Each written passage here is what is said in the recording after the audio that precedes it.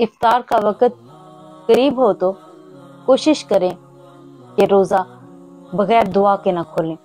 इफ्तार के वक़्त की दुआ वो अल्लाह ताला रद्द नहीं करते।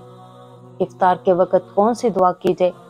एक वो दुआ है जो आम तौर पर बहुत आम है, कैलेंडरों में लिखी होती है और उसकी कोई सनद मौजूद नहीं, कोई असल नहीं है, ना ही वो सुन्नत से साबित है और ना ही उसकी कोई फजीलत साबित है।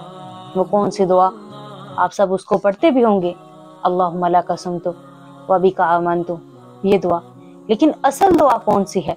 सैयदना अब्दुल्ला बिन उमर रज़ी अल्लाह तआला अन्हु से रिवायत है, कहते हैं कि आप सल्लल्लाहु अलैहि वसल्लम जब इफ्तार करते तो ये दुआ पढ़ते, ज़हब ज़माउ वब्तल्लतिल उरूक वसबतल अज्र इंशाअल्लाह।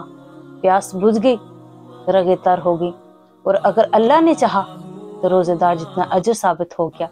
बिस्मिल्लाह पढ़कर आप इफ्तारी करें, बाद में ये दुआ पढ़ लें। रसूलुल्लाह सल्लल्लाहु अलैहि वसल्लम की सुन्नत है ये, आप खजूर से इफ्तारी करें। आप सल्लल्लाहु अलैहि वसल्लम खजूर से इफ्तारी करते थे। अगर खजूर मुयस्सर ना हो तो जो चीज़ आपको मुयस्सर है आप उससे भी रोज़ा खोल सकते हैं। अल्लाह ताला से दुआ है, अल्लाह ताला हमें आप सल्लल्लाहु अलैहि वसल्लम की इत्तबा, आपकी सुन्नत पर चलने वाला बना दे, दीन समझने वाला बना दे।